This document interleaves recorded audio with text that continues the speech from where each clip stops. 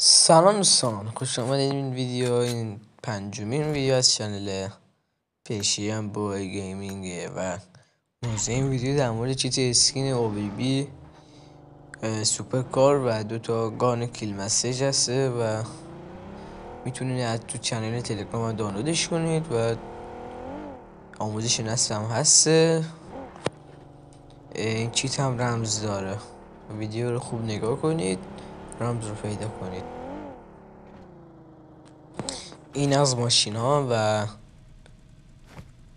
عالی هستن و منتها داسیا هم 2 دره و 4 در نیست، ماشین 2 در گذاشتن. و اینکه گانا هم یه فور جوکر مکس کامله با UMP یخی، اونم مکس و کیل مسیج داره، لوت باکس داره، دود داره، هیت افکت داره.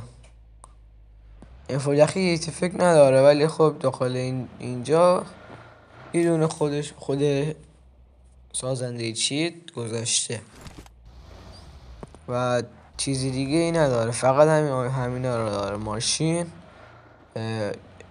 UMP یخی و انفور جوکر. اینجا هم الان کیل مسیج رو میبینیم و لوت باکس و دو چیزا. اینجا هم انفور جوکر، لوت باکسش و همینجا هم کم رمز چیت گذاشته داره میشه و میتونید ببینید و برید کنید. امیدوارم از این ویدیو لذت ببرید. لایک و سابسکرایب یادتون نره و زنگوله چنل من فعال کنید، بذارید رو آل یا همه تا هر وقت ویدیو باشه حتما در اولین فرصت خبردار بشین. و اینکه این چیت احتمال بند داره و اگه 1% بند شدید 1 روزه بند میشید و اگه 1 روزه بند شدید میتونید چیتو پاک کنید، نذارید بیشتر ادامه پیدا کنه، چون بعد 1 روز میشه 3 روز و کم کم اضافه میشه.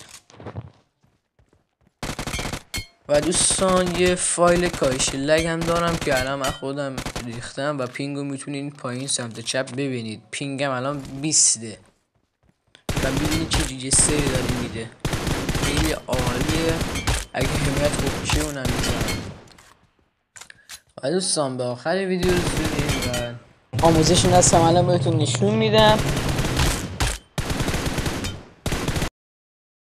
خب فایلی که گذاشتم داخل چنل تلگرام رو میگیرید، استخراج میکنید، فایل کپی یا انتقال بزنید، وارد پوشه اندروید OBB پوشه بازی رو پیدا کنید، واردش بشید، همونجا کپی و انتقال بدید.